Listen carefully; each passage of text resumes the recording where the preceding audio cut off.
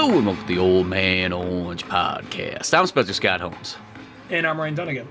You know, we're going back in time with another kind of a Once Upon a Time film. It felt like after doing that, you know, the novel of Once Upon a Time in Hollywood, it's kind of like, hey, we should revisit some of those other, like, Once Upon a Time movies, you know? And if you're going to revisit any of those, you better go with Once Upon a Time in the West. Well, yeah, it was one of those things where reading that made me nostalgic for a lot of movies. Because the thing is, it may sound weird, but like, well, first off, this seems like a movie we would have covered like a few years ago, but just never got around to it. Yeah, I know. It's well, it's weird because I think I'm like, when we just did Fistful of Dollars, I'm like, did we do any of the other ones? Did we do a few? Did we do for a few dollars more before? I felt like we did. I don't think. But maybe we did. I think when we did Yojimbo and Fistful of Dollars, I think that was actually the first time on this show. We not the first time we talked about Sergio Leone, but the first time we did an episode focused on Sergio Leone. Yeah, because I mean I know it's like come up in conversation, but not something that was targeted, which that was kind of odd because I'm like. Those kind of movies that, you know, it feels like the second you sort of get into filmmaking, like, those kind of movies, like, come up and you're just like, how cool they are and just the way they're shot and all the fun details about them. And the fact that they also are those kind of movies, when you watch them, you're like, you know what? If you just have the right, you know, area, you could almost do something similar. Maybe not the whole, like... Maybe not Once Upon a Time in the West. Once Upon a Time in the West end. Is a little bit, that one's a bit more ambitious. Yeah. But, I mean, when you watch Fistful of Dollars or something like that, you kind of it has that feeling of like, I just happen to have this one bit of town that would let me use it. If I happen to be like Robert Rodriguez and I just happen to know a town in Mexico. Yeah. And everybody was really eager to help out. I know, that's always the thing. It's like, I will say, like, I love Robert Rodriguez. That's probably like one of my favorite directors of all time. If not my, you know, all-time favorite director just because of like all the stuff he does. But when you do read that book on like El Mariachi, everything's just kind of like he's got a friend who's got a camera, then he knows this town that he goes to, and everybody's down, and they're cool, and they just want to star in it because it's just that time period where, you know, it's that where movies are still kind of cool. You know, I felt like the second that like the digital era kind of came, it was just like, yeah, whatever, everybody's making a movie. Like, what's so special about yours? Makes you so fucking special, yeah? Yeah. You got dreams, so does everybody. Like, yeah, when Robert Rodriguez comes storming in with a 16mm camera, they're like, oh, this is business. This means business now. You know what I mean? I don't want to backtrack too far, but I do feel like the second we are in a movie theater and there is that really panderish, this goes back like 8, maybe 10 years ago, there's that really stupid panderish, it was either like a Pepsi or a Coca-Cola ad where just like, we worked with some of the best film students from UCLA and YouTube creators, and it just shows like this video of just people that like fresh out of high school working on like just like computers and adjusting cameras and lights to make this commercial right here. And that's where like Megan Turney comes in to like do like sing all the I'm all about that bass, that stupid fucking song. And like I was just like, yeah, what's the point? Apparently that's the new Coca-Cola. It's literally the new Coca-Cola making movies. Yeah, we ain't special. We lost all our individuality. What can we do? Yeah, just like, yeah, well, it's too, it's like, what they call it, it's like, oh, we're working with, like, independent filmmakers, like, UCLA, like, no, that's, like, the rich kids that want to make movies, that's where they go to, you know, it's not fucking Steven Spielberg land anymore, it's not even, like, you know, when all like, the other guys were there, it's when it was just kind of like, because I feel like, when you hear, like, when, like, George Lucas went to school and so on, like, in some of those areas for, like, you know, he was only there for, like, 6 months, that's the thing, too, is there's, like, many of those places where they're like, oh my god, he like, got his education, he's like, no, he was there for, like, a moment, he probably needed to borrow a camera, so he signed up for some classes, and then kind of worked his way through. But it sounds like back in those days, it was like, yeah, we got this movie class in the back corner, you know, we got some angry director guy from the 40s that's going to, like, yell at you kids about what you should be watching. And that's the class. Pull up a seat. Don't feel obligated to write it down. It's not important. Because I remember that's like what Martin Scorsese said about like when he was in like New York. He's like, yeah, that's all really. Film school didn't teach you anything about making a movie. It just was like some old director guys telling you what you should be watching. You know, it just like the style and things that he likes. It had like nothing to do with actually filmmaking itself. I feel like it was either whenever I took a film class, I felt like it was either that or just someone reading out of a can't even think of the word right now, textbook saying, okay, to edit, now we're going to do exactly what the textbook says on how to edit. And, there's of course good things, good things to bring in there, but they literally had stock footage from the textbook that you're supposed to edit this particular way. I'm like, can we film our own thing and then do this technique? Like, no, we got to use the stock footage in this. I'm like, that is what I paid money for. Great. Or then there's multimedia from high school where the teacher just was going to teach you literally the multimedia spectrum of life, and we were going to learn about audio recording and music making and commercials and podcasts, God forbid, and everything else known to mankind. But then when movies got on the board, it was just like a bunch of pack of wild animals came in, whoa, movies. And then he just kind of gave up. He's like, fuck it, they don't want to learn graphic design. They don't want to learn coding. Movies. It just became Woodstock 99. That's basically what that class became. It's just like, here, you know what? As long as nobody gets poked in the eye, just here's a Sony Handycam. Just make something, anything. I don't know. Just get out of here for an hour and 20 minutes and come back with something. And I think watching, because it kind of goes back to Once Upon a Time in Hollywood to an extent, because it goes to Tarantino, watching Kill Bill and just getting into film class, and then suddenly being kind of like, well, he makes a lot of movie references and this and that. Let me look more into his work. And then let me look into the things that inspired him. And I said when we covered Yojimbo and Fistful of Dollars that Fistful of Dollars was one like, I wonder if this one's any good. Just the first Western I bought. Just like top tier of like the stack, but you just didn't know what you were getting into. Yeah, you just found like gold, just happened to stumble across it. Yeah. It's like if you're going to get a David Bowie album, might as well start with like Ziggy Stardust. If you're getting an album that's not like a best of or something like that. You know what I mean? Or if you're getting like Exile on Main Street by like Rolling Stones. Exactly. It's something kind of like you're already getting one of the best albums, and without realizing it, you already got one of the best ones right there. And so from there, then just kind of falling down this water, like not just like Westerns, but just like different genres, like whether it be like really art school type shit, or whether it be just like low budget grindhouse like slasher shit. That's where I think our early 20s, and we kind of took in the most. And that's definitely when I saw Once Upon a Time in the West and loved it, and maybe watched it only 3 times before doing this show, but I probably only really watched it in that whole space of like early 20s. Like that's probably the whole time I really watched that thing. And I'm like, you know what? I remember who lives, I remember who dies, I remember certain scenes, but I don't remember the flow of this movie. So going into it, it kind of jogged my memory. Like, you know what? This is definitely one of Sergio Leone's best movies right here. This is probably better than some of the Dollars movies. Yeah, this is that one too that like I probably hadn't seen it at least over 10 years, and this probably was like the third time I've seen it, because it is kind of one of those long movies and so on like that. And it's just like I'm like, okay, I remember Charles Bronson, Harmonica Man, we got Henry Fonda in there. I know he's like the bad guy, and then there's the lady and so on, but I couldn't. The story and everything else, it was kind of like, oh yeah, I totally forgot about how this kind of went down. It's like I remember the intro pretty darn well and so on, but yeah, this is like one of those movies that's almost like about as perfectly kind of made as it can be. Like I'll say, I don't think it's Sergio Leone's best movie, but I mean, he's only got like 7 movies, so it's kind of weird when you think about it. Yeah, let's see. Well, he's got 2 trilogies, and then he's got that one like Sword and Sandals movie, like the Colossus or whatever. Yeah. Well, he's got I've always wanted to see that. I've never seen it before, but because he has, I don't know. I think Once Upon a Time in the West came first. But yeah, Once Upon a Time in the West, Duck You Sucker, and Once Upon a Time in America, which that's the only one of his movies I haven't seen, aside from the Sword and Sandals one, actually. Yo, you gotta see Once Upon a Time in America. That one definitely is. So it's one of those like very hardcore dramas, like it's. I believe it. It's one of those ones. Robert De Niro's gonna do some shit that you're not gonna be proud of Robert De Niro for doing.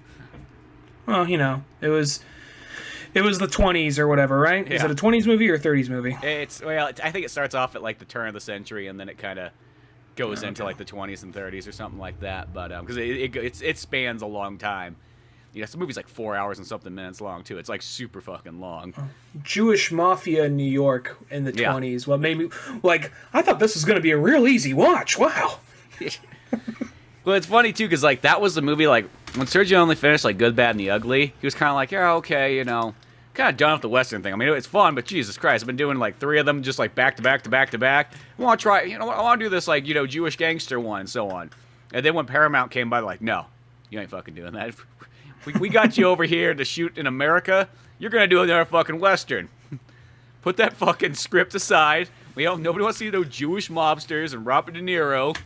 Actually, I don't know who would have had at that time period, but you know what I mean? Yeah. And the whole thing with this movie is, I mean, the thing about his movies, and especially this one, it's very layered. Like, I kind of forgot how it's not like it's a quiet picture, but how minimal dialogue is used and how much they say just with the characters' performances or the music in the movie. Mm-hmm. Well, and that's almost like one of those things. It's like, I noticed that just when we were watching Jimbo and Fistful of Dollars again too, because both those movies, like Kira Kurosawa and Sergio Leone, both have that kind of thing where like they can tell you all about a character and the character doesn't say anything. And I always think that's kind of neat because you just don't see that too often in movies, and so on. They got to have some dialogue or something, but like this one, you can just hold on a character for a moment, and just like in that period of time, like you're gonna get this very big explanation of what they're all about. Yeah, that's definitely the case too. And the other thing with this movie, it's like just the dialogue. There's something about, I don't know, maybe because the dialogue's so sparse and they know when just to put it in, but like for being a guy who apparently English wasn't his first language at the time, I don't think it was at least. Did he speak English while working on for a few dollars more? I think sort of, but like I don't think he ever was great at English. He's always kind of hardcore Italian. I think he spoke it enough because like the thing is he worked on, not only did he work on Italian movies before he started directing, but he used to also, because whenever they would go and shoot like all the sword and sandals things that they would do over in Italy and Rome and all that kind of stuff, like the Steve Reeves Hercules movies or Ben-Hur and so on like that. He would actually work a lot of times on those movies for like the action scenes and so on. So I'm assuming that he knew enough English by that kind of standard to kind of get by. But I almost want to say that I just remember like Clint Eastwood in his book or whatever, in that biography book that's of him, because it's not Clint Eastwood's book, but about him, it said that he only spoke a little bit back and forth, just kind of enough to convey it. And at first that was kind of awkward to Clint Eastwood being kind of the only American guy sitting around there.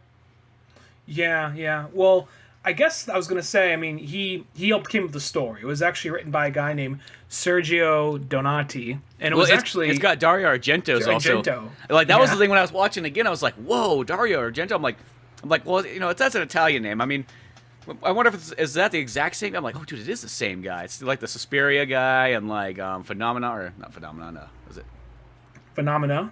Yeah, well, not Phenomena. That's a song. But I think it's called Phenomena or something like that. There's a stupid, we won't go into it. Yeah, not the song, but yeah, like the... Yeah, Phenomena. Yeah, the one that's got Jennifer Connelly in it and so on. Yeah, there's she has to kill like the inbred child living in the basement at some point or whatever. Yeah, and then she like falls backwards into like this pit of like all kinds of insects and so on. It's all real insects and they didn't tell her about it. Well, they probably did. They probably said it in Italian and then pushed her over. Just go with it. What? Yeah. But just the idea that so it makes this movie feel like almost like when you kind of look at it, like especially in like hindsight, when you're just kind of piecing all that together, it's like, oh, this is almost like a super production Italian movie. Yeah, This is like From Dusk Till Dawn, but with Sergio Leone directing. And Dario Argento. Well, I was gonna say, like the whole thing with it is how quick and witty the dialogue is, but I think maybe the lack of dialogue in the first place really makes those lines stand out. There's something about a lot of old westerns where people look at them and they see the grain and they see how old, and people assume they'd be outdated, but they just listen to it. Like, actually, there's a lot of sharp, witty dialogue that's very in and out, and it is usually one-liners of guys trying to sound badass, but still, I mean, it kind of even like helps convey things. Like, there's the line where he says like, there's three of these dusters on the outside of town. He says like, and there are 3 men in the dusters, and there are 3 bullets in the men. Just something like that. Or he said it even better than that, but it was just like kind of just like real quick raw dialogue like that. Yeah, no, and I like it, but it's like straight to the point. Like every single bit is in there. It's always like fantastically like chosen words and descriptions of everything. It kind of goes in there. And I guess if you kind of summed up like the short and sweet, simple of the story, is it's this lady kind of comes to town. She's like, hey, I got this new husband. He's got this great plan of how he's going to make all this money, and what that plan is he bought this little piece of property that nobody cared about at one point in time, just off in the middle of the Arizona desert, just kind of just, out there of nowhere. But it had a well, and underneath it was water, and that was like the only water like in 100 miles or something like that. And he knew that at some point the train line was going to come through, and since he had that well and that water line there, he could build this whole town around it. So that was part of his investment, And then what happens is that all these people kind of get in on the knowledge of that, and it's just kind of like everybody's sort of like, I guess there's like 4 parties in a sense, sort of kind of fighting over it. Not saying they're all fighting each other exactly, but, there's kind of 4 people kind of mixed in this, a little bit more than that even too, but, 4 main parties, I would say. Well, the whole thing, I'll say this. When she first gets there, when the lady first, what's that actress's name? Claudia Cardinale. Cardinale, yeah, is Jill. When she first gets there, he's just like, "Can I go to Stillwater?" And there's like some crusty old fuck with no teeth. Like, Stillwater. What are you going to Stillwater? My husband McBain is there. Oh, that fucking idiot! Stillwater. I want to say this real quick. That guy looks like if Jimmy Buffett just happened to like not be like Jimmy Buffett that like playing music, but just lived in some like ramshackle, like almost like kind of like a Star Wars like bar and it sells everything in the Old West. It's like, well, there's no ocean, but there's a lot of sand, so it's the second best thing to the beach. Yeah, exactly. But he just like, and I almost kind of imagine like when they're coming back around the corner, because he's laughing at his own joke, which isn't that funny in the first place. Just like, Stillwater! I fucking get it, dude. Jesus Christ. I almost expected, like, as they have the transitional shot, the fade away, and you see the car fading back in over. I almost imagine him still laughing about it as they're rolling up on the house, but like... Just like fading out. Yeah, kind of. I almost, like, for some reason, every time I watch it, I always think that's going to happen. But anyway, going back to this, though, the whole thing is, I think it shows you right off the bat, like, for people, I mean, right now, to us, like, oh, Henry Fonda's the bad guy.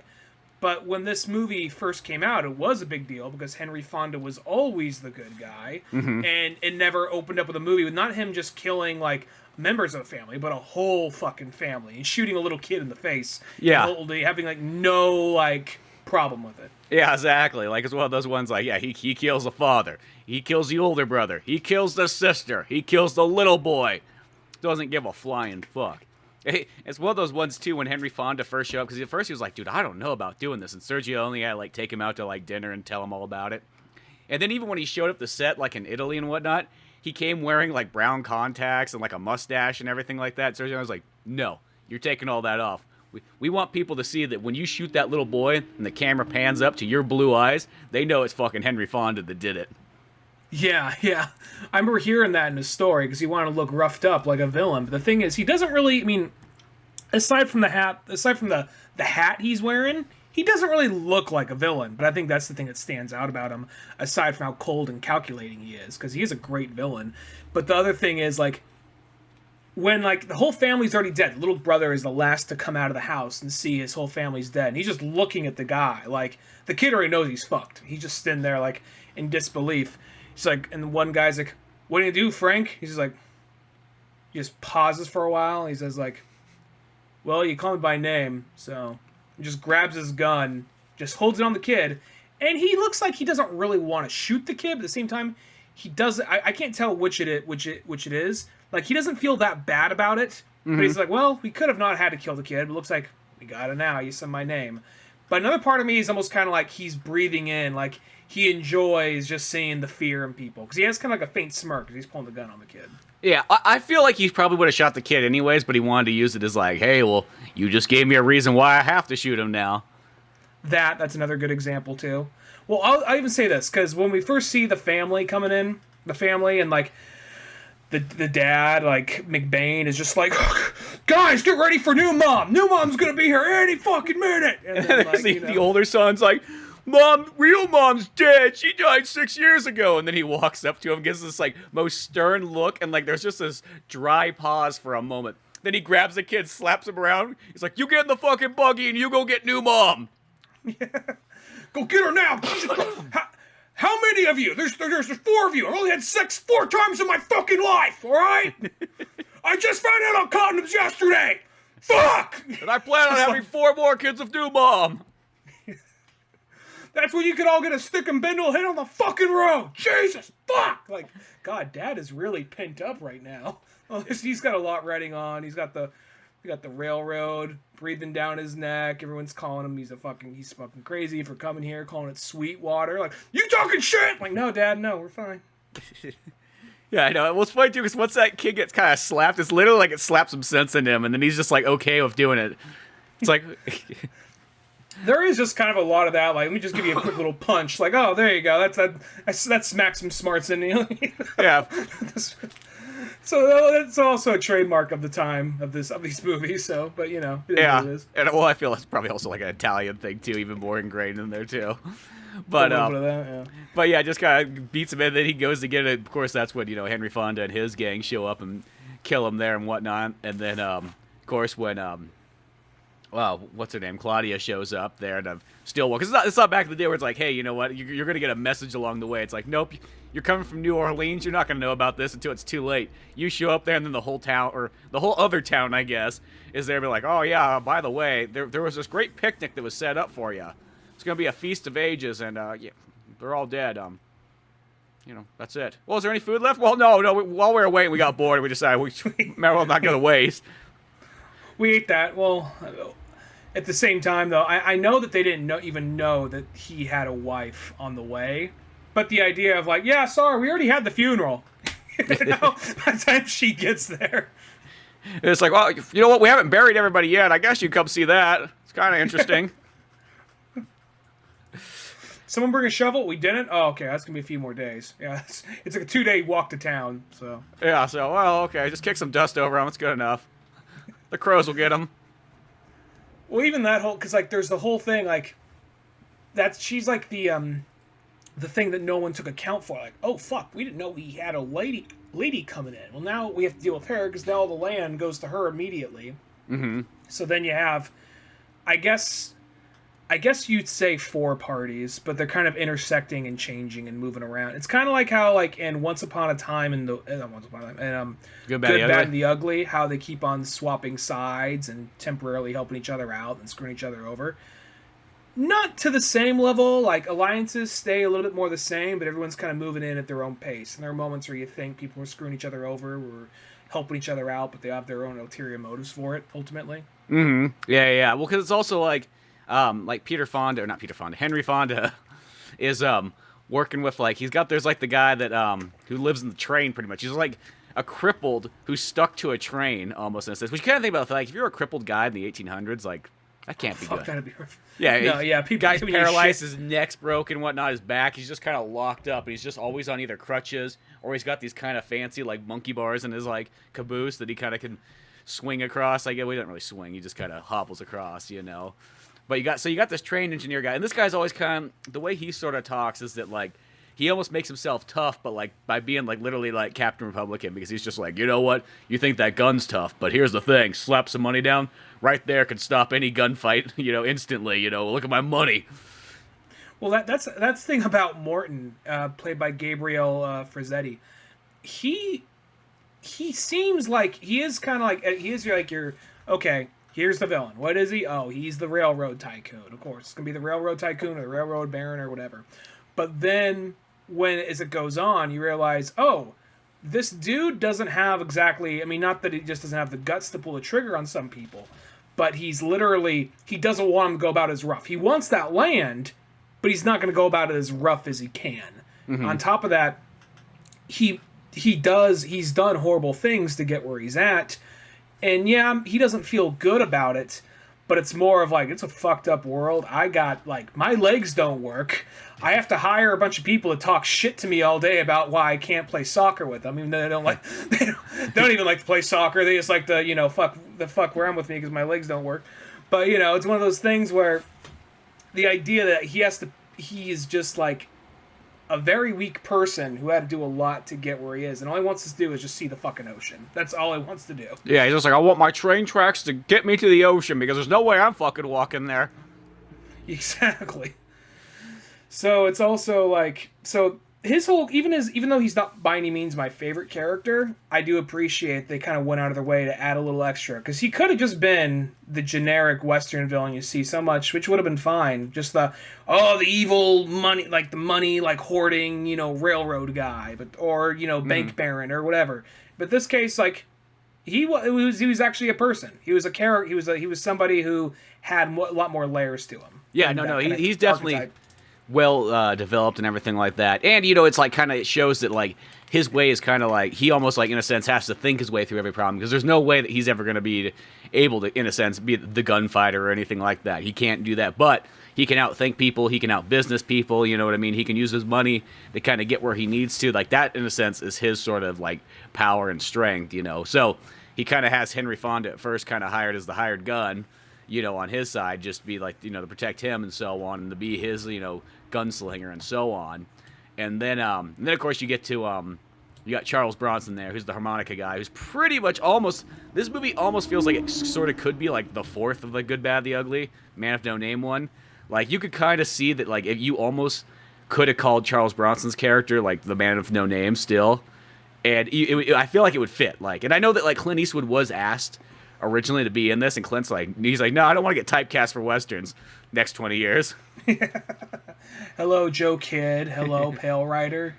Yeah, exactly. Outlaw Josie Wales. Unforgiven. Two mules for Sister Sarah. Yeah, it's just like one of those ones. Like, I don't know what you were thinking, Clint, but like, I kind of get it. I guess it's like one of those ones. He was maybe looking at the Dirty Harry script coming up or something. Yeah. Well, I mean, that even like harmonica, like that character, because that different actor, that very well could have been Clint Eastwood. Like if Clint Eastwood was in it and played it the same way Charles Bronson did, I think even if his clothes looked kind of different, I think there'd be so many theories and people trying to make the comparison, because every movie that Man with No Name is in, he's not referred to as the Man with No Name. He's given a nickname by somebody in that movie, and that's just what he's called, by that nickname. In every movie, it's different names. So this one, they refer to some asshole playing a harmonica all the time as harmonica. Yeah. So it works for that. Now, we forgot to mention one of the things that everyone seems to bring up, but like the first 5-6 minutes of this movie, maybe even longer, it's just three guys who you can tell are nasty and asshole, like just nasty pieces of shit, just waiting to fucking kill harmonica at this train station. Like you can see they're waiting for somebody, and whatever they're waiting for, it's not going to be good. Yeah, like the guy cracking his fingers the whole time, the dude fucking with the fly, the other dude just sitting there underneath the dripping faucet to drink some water out of his hat. Yeah, well, that's the thing too, is because that has this that ultimate build up to a gunfight that you could possibly have. I mean, yeah, that scene probably might even go on for 10 minutes. I mean, maybe it's not as long as it feels. Really long. It probably is maybe only 6 or 7 minutes, but there's just that build up and the sounds and just the little things like the fly, the dripping water, just waiting, and then the train shows up, and at first they're like, well, what the hell? Nobody came out of it, and then as the train goes away, of course, Charles Bronson stand on the other side there, and I don't think he didn't say anything. He just had playing the harmonica, right? I think he just made him playing his harmonica, and then they say something kind of like "Frank sent you" or something to that effect, and it said you bring a spare horse, what was it, you bring a fourth horse, only 3, no, only 3, or and then no, you pack 2 too many, or something kind of like that. Yeah, that's what it is, and then it just turns into a quick blast and so on. And I mean, they're playing the credits and everything along this way and so on. They're it's even this most sparing credits too, because they'll show some credits and then it'll be a minute and you won't see any more credits, and then the credits will start coming back up again. And you're like, oh, okay, we're still going with this. Mm-hmm. Yeah. No, yeah, go ahead. I was just gonna say, it's definitely that scene that you could kind of divulge as here's the best way to build tension and also to start off your movie too. I feel like this movie, as far as movies I've seen by Sergio Leone, maybe I might not like it as I gotta really think it. I really gotta watch. I really want to watch the whole Dollars trilogy again. Mm-hmm. But watching this, I'll say, I feel I don't want to sound cliche here. I feel like the tension builds a lot more in this one, just because I find myself caring a little bit more about the characters. Because generally, in Dollars movies, it is just kind of You like Clint Eastwood and Clint Eastwood's buddy. Who's ever his sidekick or his partner for that movie, that's who you're rooting for.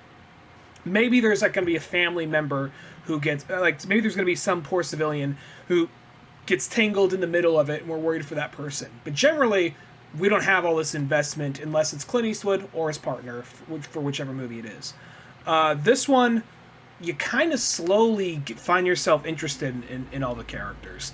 So I kind of, and plus that there's also the overhanging feeling of what the fuck is the connection between Frank and Harmonica. So when that finally comes, the build of the anticipation, it just kind of really works, I think. Yeah, exactly. And then I guess then the fourth party that we haven't really got to yet is you got Jason Robards there, who pretty much kind of reminds me like he's kind of like the ugly in this movie. If you sort of said that Charles Bronson was the good, you said that Henry Fonda was the bad, he's definitely the ugly. I would definitely say Jason Robards, because at first you're not really too sure what he kind of is. Is this guy a bad guy? Is he kind of in between? But he also kind of does the right thing here and there too. The tension that kind of builds with this character too is he just seems like the loose cannon one. Cheyenne is probably my favorite character in this movie. Well, yeah, because he's the guy also too that has a lot of the scenes where he literally is just chewing scenery and whatnot like that, and has the real in-depth conversations and so on.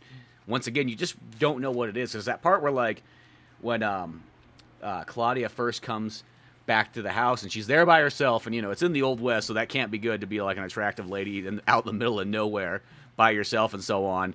And there's that one point where she hears the harmonica in the middle of the night, which just sounds really creepy, just out there and so on. And then whatever, the next day comes up, and when she goes to open the door, boom, Jason comes popping in, or Cheyenne, and then he has this kind of long scene where he's talking and so on, but you just don't know what's really going on here. But he's kind of breaking down, seeing kind of who she is and so on, trying to figure out more about this land opportunity going on.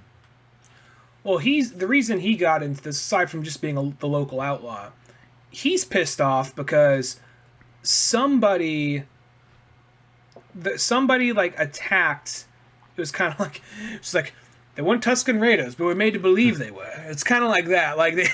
They're made to believe that it was Cheyenne's men that tried to kill Charles Bronson, but it wasn't. It was Frank's men who went to go kill him. So because they had the dusters. They had the dusters, right? So he must just have his name brand dusters. Like he came in with like a stock car company and just had all his sponsors on it or something. Yeah, exactly. No, take it off. My mom made it for me. Fuck your mom. You're with Cheyenne now. Yeah, exactly. But it's at the same time, it's that whole so that's his whole thing. His whole thing is just trying to find out who's impersonating his men, who's given his team a bad name. And his first introduction, it's all the smallest details. You said he chews a lot of scenery, and he does to an extent, but it's he chooses a lot of scenery, yet it's very minimal. He just kind of lingers around, and it kind of works, everything about him. I love the thing, because at some point, Claudia ends up, I think at the halfway point, I don't remember if it's before or after her family's killed, but she goes into this bar in the middle of nowhere, and she's having a conversation with this guy. And this guy just yapping away. They hear gunfire outside. Cheyenne just comes walking in. He grabs a bottle, and you see he still has his fucking handcuffs on. So, okay, all right. And then the idea of there's some guy who looks like the guy's got a gun on him, but he looks a little bit more of a dandy, he's a city guy trying to be a Wild West man. One time he's reached for his gun, Cheyenne's don't do it. Another time he cocks the gun, turns back to him hey, and just already has a gun. He's take mine. And it's one of those things he so could have killed the guy right there. He would have been in his right to do it also. At the same time, he just uses the guy to help him shoot the chain. Thank you. Yeah, exactly. Just to kind of blast it off and sort of free him and so on. Yeah, that's the whole thing. Is this character the whole time you're just wait a second, who is this outlaw guy? Well, what's his motives for all this and so on? He really is just coming in because he sort of got blamed. And I guess you could almost say that comes back to the train guy once again too, because he was sort of hey, well, you know what? To keep our name good, you got to kind of blame it on an actual outlaw that nobody's going to care about and so on. And then once the Henry Fonda kind of screws that up, and people kind of catch on, it's wait a second, what'd you do wrong there, Henry? I thought you said you had this covered. I'll say something about Henry Fonda's character. he is very intimidating, and he is a great character. But watching this, the first time I remember watching this movie, I remember him being like super badass the whole time and super intimidating. Mm-hmm. And he is intimidating, and all that. But watching this, you realize, oh, as deadly as he is, he's kind of a shit heel. He keeps fucking up, and he keeps on overreaching in ways, and like not in like just the, and not just in a like you know, like how do I put this? Not like in a totally reasonable way, but in a way of like he keeps on thinking that he can do what everyone else does, because he has a little bit of envy for Gabriel Frazzetti's character, Morton, the railroad baron. Mm-hmm. He has envy for him, but at the same time he fucking hates him. You can't respect him because he has like he's just weak. He doesn't respect the like he's a cripple. What the fuck is the cripple gonna? Why am I working for the cripple? That's kind of his idea, and he just sees how much money he has. Like he's right, can't kill him as long as he has all that fucking money. Yeah, exactly. But at the same time, it's like, yeah, he just does not like this. Kind of despises this guy. Just thinks that almost in a sense he can kind of work everything around just by being, in a sense, a weak character and so on like that, of not being able to take care of anything himself without having somebody else do it for him. And the idea he's slowly trying to, like, he kind of realizes, like, he probably could kill Morton and probably could take his business or whatever, but he'd fuck it up probably in a matter of a few months. That's the thing with him, because he's a killer, he's not a businessman. Yeah, and that's about the only thing that Henry Fonda really is good at. You know, nothing else beyond that. He's just almost like a one-trick pony. Yeah, and that's kind of the thing, because I didn't realize that totally the first time around, even though the movie blatantly says, like, well, you're learning a lot of things you're not good at, you know? and this one, this time around, I really kind of did see, oh, yeah, he is, like, it's not to the level of, like, Kylo Ren, where it's like, oh, this guy's going to be scary. Oh, no, he's not. Fuck him. It's a little bit more of like, oh, no, he is scary. He is good at what he does, but he's good at what he does. He's not good at anything beyond that. Yeah, no, you can't do anything else there and so on. I mean, even there's that scene kind of later on, too, where Charles Bronson sort of kind of, it's like he gets himself captured on the Railroad Barons thing and so on, but he's just more there to, like, investigate and see the show from the inside out. And then you also got Jason Robards' character comes in kind of like trying to break in, you know, because now this is when he's discovered that this is the guy who framed him and so on like that. And that's a cool shootout and so on, where like he's hanging down from like the train from the top and like kind of looking in through the window, scoping things out, taps on the window, waits for that guy to notice, and then blows him around the head. And then there's even the part when he's like, he's fucked with him by running from one side of the train to the other, and people are like, well, okay, they're looking up at the ceiling, getting ready, and then he starts like bringing his boot down to the window seal. Oh, the yeah, guy's yeah. getting closer, gets shot right in the fucking face. Then you see him pulling. He had his hand in his boot with his gun. Yeah, there's just some really cool like scenes like that where he's just coming in like that, just surprising these guys and taking them out, and just showing almost how crafty and clever he is. And yeah, his character, like, there's no character in this. Like, even the Railroad Baron, I didn't dislike. I think, because really, when it gets down to the end of it, I mean, yeah, there's... You scroll through the cast, there's a lot of people. There's not that many people, but there's a handful of people that stand out. But the thing is, really, it comes down to just 4 people at the end of the day in this movie. 4 or 5 people. Yeah. There's the Railroad Baron, then there's Jill McBain, played by Claudia, and then there's Frank by Henry Fonda, Harmonical by Charles Bronson, and then Jason Robards as Cheyenne. Yeah. Basically, those are your 5 people right there. Everybody else is just more of a passing character.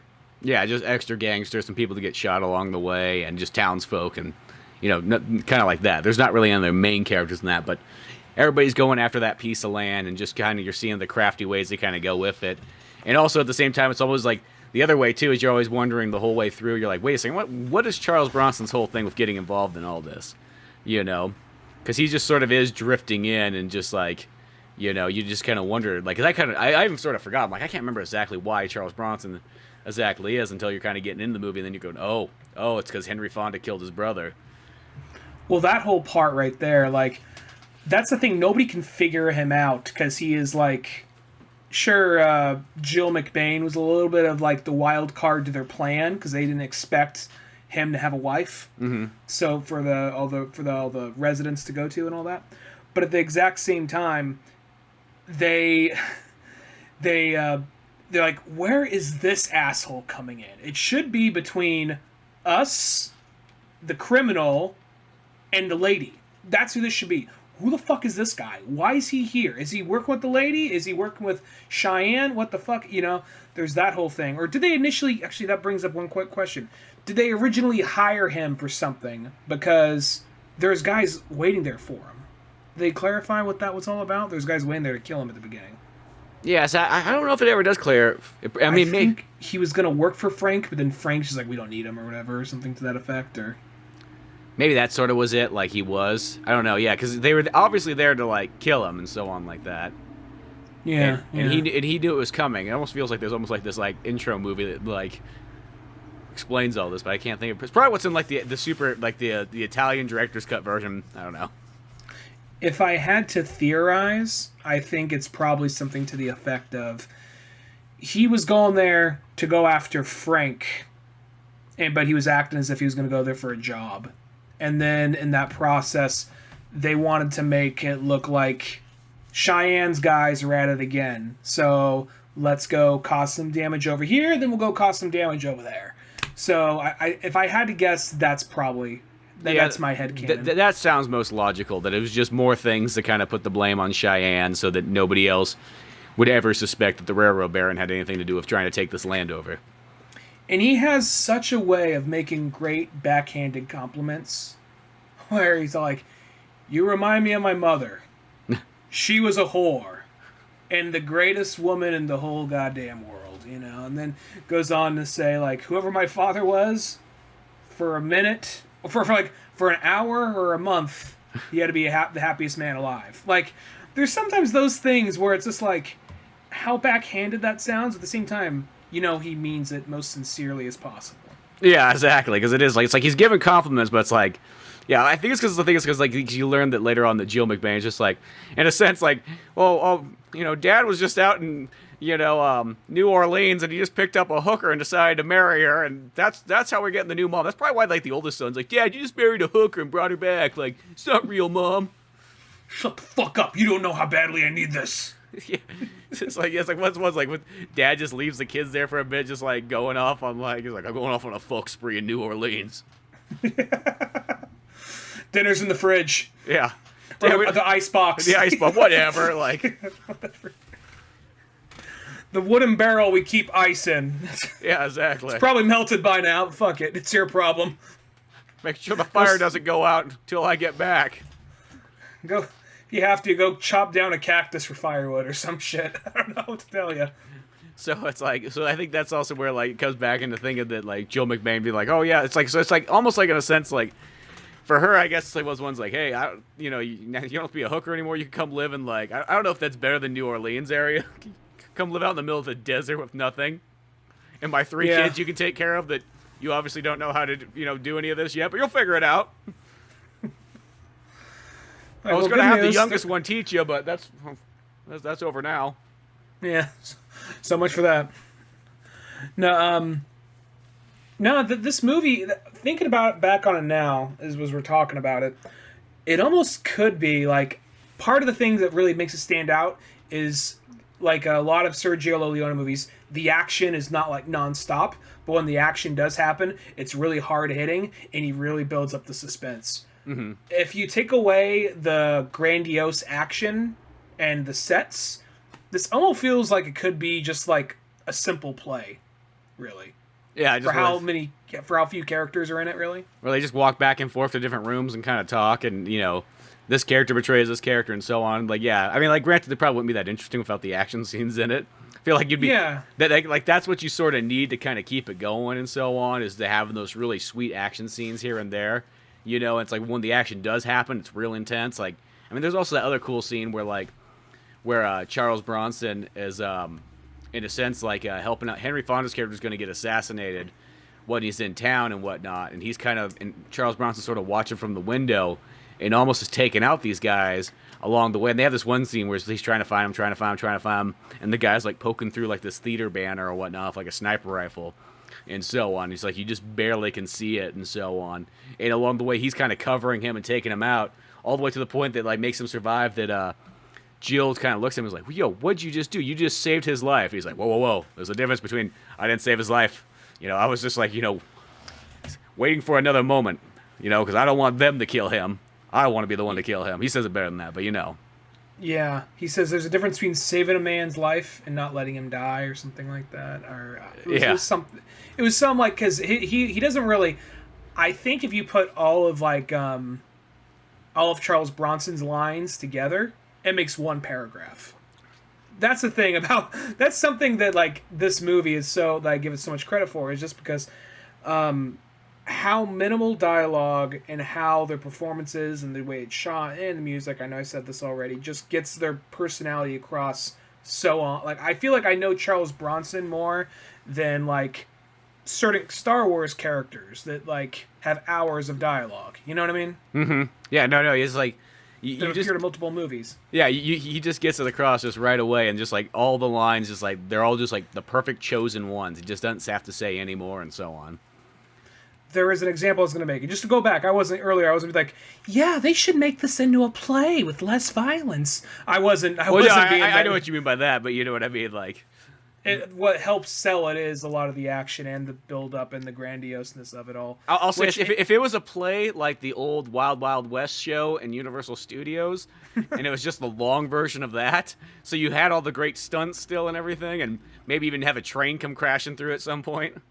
Like, well, we just took a cue from the Waterworld exhibit. Yeah, exactly, No, I was going to say, the other thing about it, though, is that the pacing of it is almost interesting because it is like I gotta watch it again, and it's not meant to be literally, but I guess just tonally and story beats, I guess it is. But apparently Inglourious Bastards is meant to be somewhat of a World War II remake of this, and I think there's enough differences in there not to call it a flat out remake. Mm-hmm. But I can kind of watching this movie now. And going off what I remember about Inglourious Bastards, I can kind of see thematic similarities here and there. But something about it that really stood out to me is it doesn't have like the big grand set piece, or kind of does. It doesn't have the big grand set piece with the main character shooting a bunch of guys to get to the lady. It has Henry Fonda fighting off some guys that went against them. So the big last action scene of the movie is the big one. Is Henry Fonda and his own men.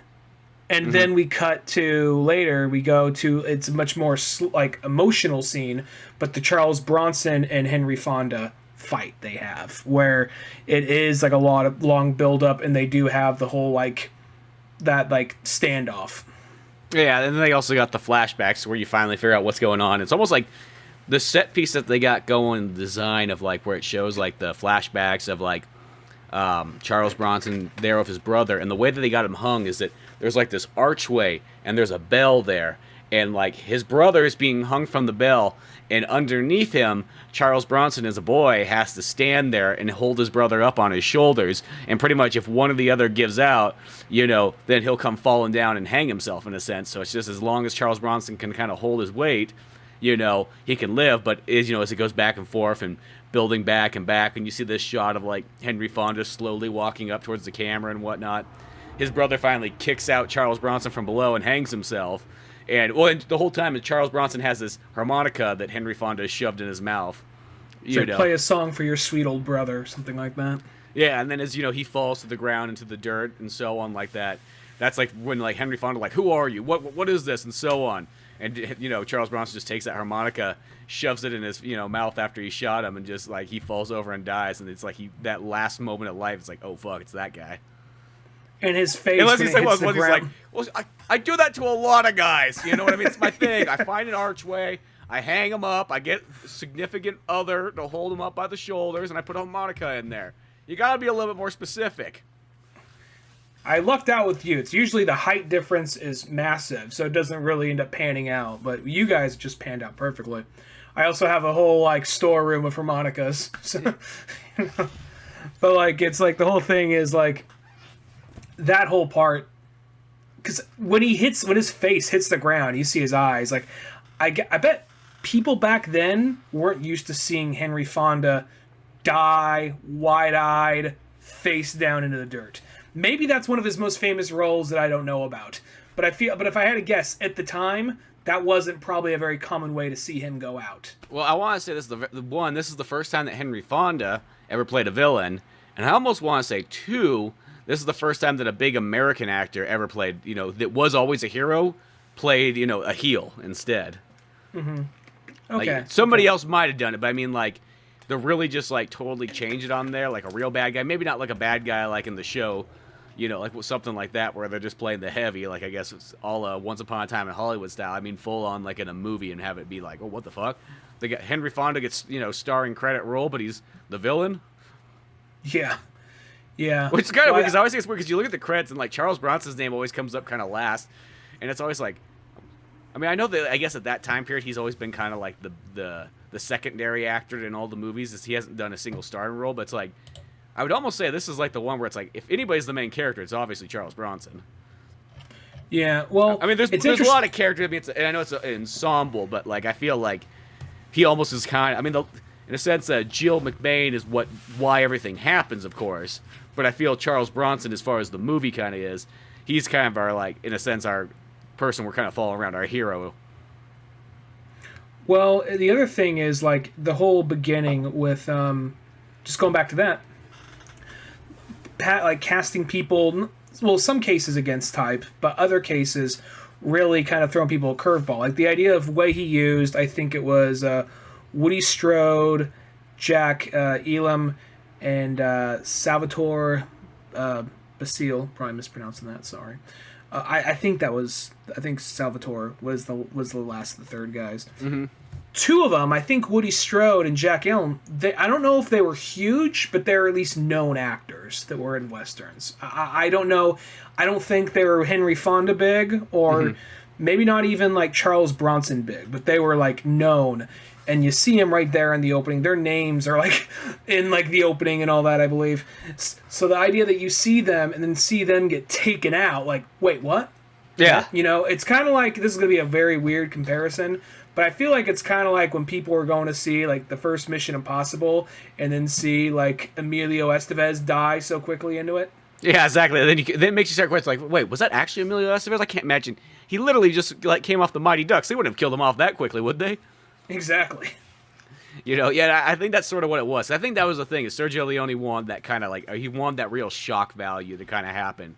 Whether it be those kind of big actors dying right in the first scene, whether it be Henry Fonda being the bad guy, all these things that, in a sense, because realistically, you always kind of forget, but like, Sergio Leone is the guy who like really changed Westerns, real hardcore, Now I'll say this, and this is going to be this might sound kind of like shitty and kind of closed-minded, but at the time, this movie did not do good, and people are like, what the fuck is this? And it's like, I guess the time, like, because I want to say this, like, if somebody was to watch this now, and they're just like, I'm just not into Westerns, like, okay.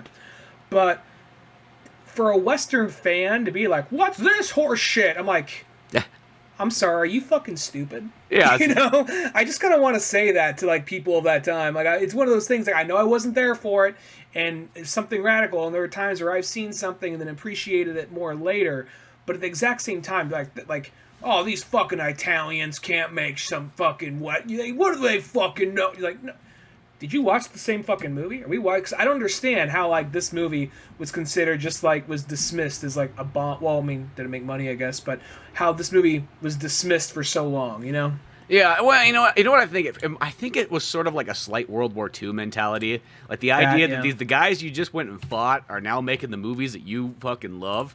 I think that sort of is what it kind of was, because really what made Sergio Leone movies popular was, in a sense, like, I feel like people like our parents' age. Like, that was the people that, like, in a sense, that, like, it was sort of made for. It was made for, like, the 60s kids, and give or take, kids in their teens and 20s and so on. Like, that was kind of the target audience and so on, because it's like, hey, here's this new thing. It's more violent. There's more bad guys. It's the anti-heroes, and so on like that. And that's not saying that, like, because, sometimes some people also have this thing, too, that they think that in a sense, westerns before The Good, the Bad, the Ugly, and like a Fistful of Dollars aren't good at all, and that's not true. It's like you can watch. There's great 30s, 40s, 50s westerns that can be, you know, still violent and still have dark meanings and all kinds of stuff in there. Like people sometimes make it out like they're all like almost like TV westerns where everybody has like a smile on their face and there's a white hat and a black hat and like that kind of like almost like carbon copied like cereal box characters, but. No, there is ton. I mean, I remember there's one. I think it's called Broken Arrow with like Jimmy Stewart in it in the '50s, and Jimmy Stewart just goes like murdering people left and right when like they kill his wife in that movie. I haven't seen that, but that's been one I've been meaning to check out. I think it's called Broken Arrow. I know that I get that kind of confused because then there's that John Woo movie called Broken Arrow with John Travolta and Christian Slater, but I could have swore that's what the Jimmy Stewart one's called too. Yeah, I'll be 100% honest with you. Most of my westerns, in all honesty, kind of start like 60s and onward. I really got to probably do some more 50s and 40s westerns just to vary myself up. Most of it kind of starts with more of like Clint Eastwood, Robert Redford, Paul Newman, like basically everybody that the greatest generation and sleeper generation fucking hated. But baby boomers like, hey, they're pretty good. Yeah, exactly. It's kind of that stuff. No, as I said, it's worthwhile to go. There is a lot of like really good old-timey westerns that are like fun to watch and so on. I'm not, you know, granted, I mean the Sergio Leone stuff is literally like as top-notch as you kind of can get, you know, along with like Sergio Cabucci and whatnot, or whatever, the guy who did Django, the original one, and those other like kind of like spaghetti westerns of the time period. And I feel like that's literally what makes like the Clint Eastwood westerns of like Outlaw Josie Wales and so on. Like that doesn't happen in a sense without like Sergio Leone. Going back to like Jill McBain for a second. Mm-hmm. I think they did, for a lot of times I think people will be like, oh yeah, well this seems kind of aggressive. Well, for the time it was actually pretty open-minded to have a character that was a whore have some agency and be able to like turn her life around, turn her life around and command a room a bit, you know? Yeah, well, I know, because that was a big deal at the time period too. Because in a sense, like, you know, that's sort of your realistically, story-wise, is your main character. I feel kind of like what we're watching at Charles Bronson is, but she holds everything together and so on like that. So she's kind of how it is, and in a sense, she's gonna run this whole business without any of these men. She's gonna take care of it, you know. I mean, take care of all these people and so on, and build this town. You know, one of those ones like kind of like, well, shit, I guess I'm here. Like, I ain't going back to fucking New Orleans. Yeah, you have no idea how expensive those tickets were. Yeah, exactly. You know, so it's like, yeah, like here's this lady. It really takes over. I mean, like the only thing I guess it could have topped is if she was firing a gun herself too. That would have been the sequel. Yeah, that probably would have been. Well, yeah. You know. But yeah, no. This movie, I remember when I first saw it, I really liked it. But second time around, or third time around, or fourth time, or whatever this is, I found myself liking it a lot more. I don't know if I'd say it's my favorite out of all Sergio Leone's movies. Mm-hmm. It's definitely in my top 10 westerns. Definitely that. I mean, it was already, if I thought hard on it, I'm like, that could probably make it, but watching it, no, it definitely is somewhere in my top 10 favorite westerns. So yeah. Yeah, I'm glad we covered this right here. Yeah, well, because this is one of those ones I've been kind of thinking, like, man, I'd really like to rewatch this again. It's been way too long. You know, it's almost been so long that I kind of forgotten, so I thought I was like, dude, well, let's do this one on the podcast, you know? And this is one of those movies, it sounds weird, like, I remember kind of growing up, and this movie was in that kind of category of, like, okay, these are, like, the pinnacle class, well, that too, but, like, the pinnacle classic movies, you know? Citizen Kane, you know, Gone with the Wind, Once Upon a Time in the West, Psycho, you know, Godfather, like, Jaws, like, it was in that kind of thing. But as time has kind of gone on, this movie, I just feel, doesn't get brought up nearly as much as it once used to be. You know, I don't know if it's just kind of gotten older, and, you know, I mean, it's a Western, and we all know the Westerns in general don't get brought up. But I think it's kind of, I'm not saying people have forgotten about it, but it doesn't feel like it, you know, people still remember Citizen Kane and all those other movies I named off, but this one doesn't seem to get brought up in that list as much as it once did. I feel like it's something to the effect of people still really like the Beatles because the Beatles are still around, or two members of them are. Yeah. And people that grew up with the Beatles are still around. I think the second they go away, that generation dies off, we might start hearing them a little less. Might take some time because they have a bigger impact, but might be a little less. I think that as you know, baby boomer generation gets older, a lot of those favorite movies and more movies come out, some of those movies get pushed back. This movie, Citizen Kane, Jaws, those movies are always going to be on a list, and they're always going to be movies that are probably referenced for someone to watch in like a film class or something to that effect. But I think that there are those movies we just named off, that people aren't going to want to give the time of day because it's too old. They can't, when I was younger, I had a little bit more of a bias on old movies. I don't anymore, but when I was probably like 10, 15, until I saw Kill Bill, which made me want to check out more older kung fu movies and whatnot. Yeah, exactly. So, but I just kind of noticed this time is I don't hear this movie brought up as much. I think I don't, you still, because still the good, the bad, and the ugly still always gets referenced, and I think that's the one it's kind of weird because this movie was probably the one that like at first, I mean maybe not exactly when it came out, but at first was like, oh shit, this is just like Sergio Leone dialed in as much as possible, but as time has kind of gone on, I feel the good, the bad, the ugly is the one that's kind of like became like the ultra cult classic, remembered Western one. Yeah. I'm glad we did this one. I kind of makes me want to watch his other movies too, and I don't know, it makes me want to do like you. Maybe I should probably say this after the show. Maybe we could do Wild Bunch at some point. I would love. That's another one because I probably haven't watched that movie in 10 years either. So I wouldn't. It's like I feel like I'm at that point right now where it's like So I noticed that this probably something you only notice once you get kind of older, but there comes that point where like once it goes by like a decade and you haven't seen something for a while, you're like, shit, I got to go back and check all these things out again. Like it's just been way too long. Well, there was a point where I would just for comfort food, I'd put on one of like my favorite, like probably one of my favorite like 30 movies of like my early 20s. One of my favorite 30 of movies. So that probably would have been like any Tarantino movie, any Robert Rodriguez movie with the exclusion of the Spy Kids shit. Any like, any like kind of like Sergio Leone movie, Bruce Lee movie, Cowboy Bebop, Star Wars, So it's kind of like, and this movie was one of those, not as much as the other ones, but it was one I watched a couple times back then, and it did stick with me. But at the same time, it's also like, you kind of remember, oh yeah, there's a reason why I watch these movies so much. There's a point where you kind of maybe overwatch them in that time period, but then you come back to like, oh no, this movie was really good. Or this movie this is probably one I should have watched more than maybe Duck You Sucker or whatever, Yeah, and well, I think also too what it is, it's just there's just so much, you just keep watching new movies and you keep going down different paths and so on. And then next thing you know, it's not that you didn't really want to watch, just there's only so much time in the day to watch so many movies. Probably if you're lucky, if you really think about it, the maximum amount of movies that you probably can watch, unless you just got a lot of real free time, is 365 movies a year. If you just watch one movie a night.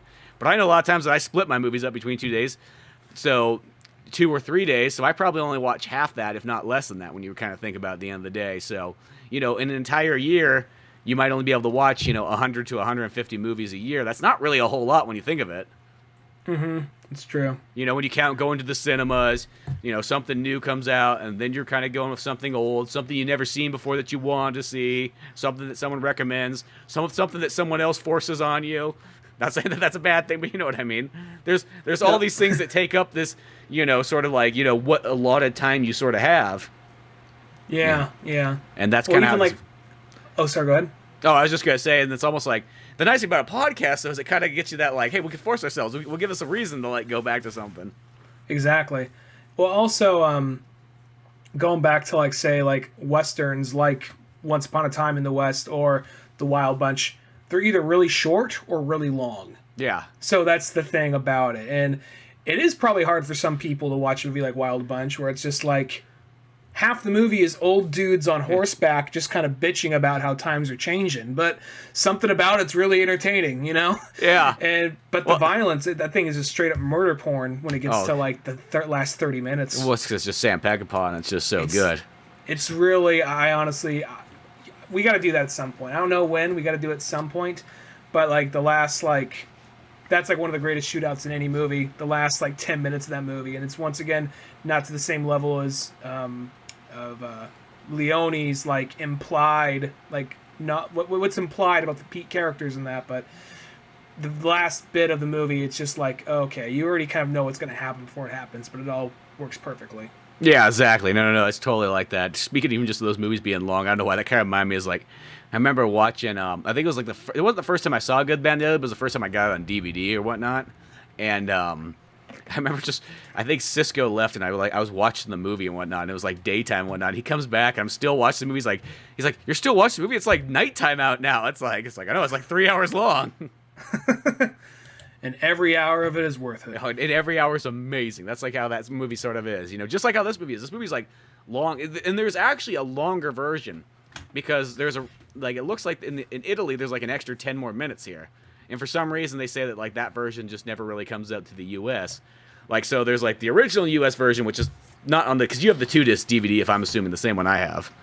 Yeah, but apparently that's got the international cut, so that's like the medium cut version. But then there's an Italian-only version. I don't know, what's in this Italian-only version? Like, God, just be like, it's like one of those weird things like China, where it's like, well, it has to have some Chineseness to it. So, the Italian version to be shown here, it's got to show, somebody like working in a vineyard and some guy making a pizza. So, like, dude, that just sounds like what an American thinks an Italian does. Well, it's American paid for. So, yeah. Yeah, well, I'll be in Italy pretty soon, so I can maybe go on the hunt for it while I'm there. Go search for it there. Well, yeah, who knows? Because it's like if Italy's like Spain always for some reason gets like all like the extra versions that for some reason nobody else gets. I don't know why. I don't know if they just like, well, we can just test it out on Spain, see what happens. Yeah. But yeah, it'd be kind of fun to track down that version, just to see what those extra 10 minutes are. I mean, it could also be because I will say this is the one thing, and I guess we can start wrapping this one up.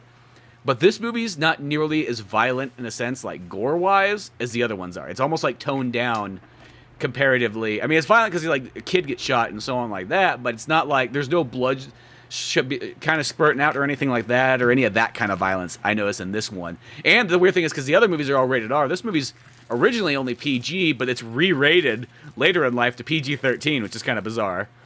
Yeah, that is kind of weird. Well, I think it's one of those things where at the time, the idea of killing a child in a movie, even if they don't even, like, there's no blood or screaming or anything, the idea of killing a child in a movie, you can't do that, people will walk out! Now somebody's like, they better show that fucking kid getting killed, Yeah, so, be like, I paid good money for this, I want to see like that, Assault on Precinct 13, can I get a chocolate-covered swirls or whatever? You forgot my sprinkles! I rewinded that part like three times when I first saw that movie, like dying of laughter. That's like one of my favorite parts of that movie and so on. Oh, so hilarious. But yeah. Once Upon a Time in the West, a good one. It'd be kind of fun. I mean, we don't have to obviously do this next podcast or something, but like in the future to do some more Once Upon a Time movies because there's Once Upon a Time in America. If you feel like you got 4 hours and 20 minutes or whatever the hell that is, got shit. It's one of those ones where you got to get up and switch DVDs at some point. Once Upon a Time Mexico. There's Once Upon a Time Mexico. Then there's also Once Upon a Time in China, or Wong Fei Hung as it's called in China. But with Jet Li, that movie's amazing. Actually, like all three, I think there's like 5 of them, but I only have the first 3 of them, and all 3 of those ones are super good. And there's Once Upon a Time, the ABC show, but we're probably going to browse over that one. Oh yeah, there's that one too. We'll probably pass by that. I feel like there's one other one that I'm missing. I just cannot think of it off the top of my head. Once Upon a Time in the Bronx. Oh yeah, there is. That's right. I bet you there's probably another one. I bet you if you look hard enough, there's kind of is. But it'd be kind of fun just to like go through like at least some of them, maybe if not all of them, but just kind of like, dive into that. As well as I wouldn't mind seeing that. I always want to see that original Sergio Leone movie too, like the Sword and Sandals type one that he does. Because just the idea, because in a sense, like all his movies, it's kind of weird. It's like they're all westerns, 6 of them, and then one gangster movie, and that's all he sort of has. Like. It's the strangest thing to think this guy. I mean, I know he's an assistant director and many other his name's on a bunch of other stuff too, just not as a main writer director. But the fact that this guy's almost like such a legendary guy and he only has 7 movies is such a bizarre thing to think about. Well, it's probably like, you know what? I told the stories I wanted to tell, and I feel like I did a good job at all of them. So I don't really give a shit. I'll help you direct this, or I'll produce that, or whatever, just to pay the bills, but I already told the stories I want to tell, because I don't see how he'd have trouble. Holy shit, he was an assistant director on Bicycle Thieves. Yeah, that's what I mean. Like he's on some other stuff kind of big. Yeah, I'm sorry, I'm just flipping through this and like, yeah, because he is in a lot of stuff, but Sergio Leone says that he directed the chariot chase in Ben-Hur. Some people kind of question that, but maybe. Who knows? It's kind of hard to say. I'm just saying this now. It's hard to say. This thing I just now found out about. No, but like, I mean, I guess I could possibly see that because he is uncredited on a lot of things here. But yeah. So he is on a lot, and it's weird because also it's like after Duck You Sucker, it's like 14 years until like Once Upon a Time in the West or America comes out. Or it might even be later than that too. Yeah, Once Upon a Time in America. When does that pop up? I think it's like 84, 86 maybe. Yeah, that's a jump. Oh fuck yeah, that's a big jump right there. Yeah, 84. 71 to 84. Yeah. Yeah, it's like it's just kind of amazing that like it's been like that long, and then he pretty much passes away just a little bit past that, but. He's like, I got one more story to tell. Well, that's the one that he always wanted to do, and everybody kept like saying, "No way, no way," and he never got to do it, and so on. But yeah, one of those ones. There's just many kinds of cool things like that too, and then whatever he else was on. But it'd be fun to check out some more Sergio Leone movies as the future kind of goes on in the podcast. But yeah, beyond all that fun stuff. Let's go to oldmanorange.com. Let's more podcast, comic books like Pizza Boys with new season 3 out, and all kinds of other old fun stuff that we got on there. I'm Spencer Scott Holmes. And I'm Ryan Dunnigan. And we'll see you some other time. Later, folks.